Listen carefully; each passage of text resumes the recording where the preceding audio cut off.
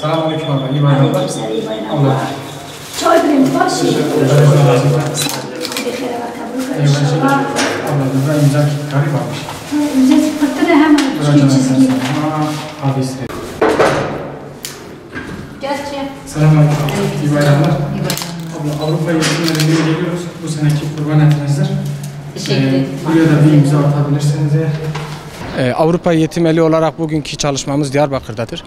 Diyarbakır temsilcisi olarak bugünkü çalışmamızı devam ettirmekteyiz. Bayramın ilk günden beridir yapmış olduğumuz bu çalışmayı yardımseverlerimiz yardımlarını yaptığı sürece bayramın 4. güne kadar yapmaya devam edeceğiz. Tüm yardımsever halkımızdan bayramını mübarek ediyorum. Hepsinin bayramı kutlu olsun. İnşallah bize yardımları yaptıkları sürece biz bu yardımı devam edeceğiz. Tüm bağışçılarımıza teşekkür ederiz. Tekrardan iyi bayramlar dilerim.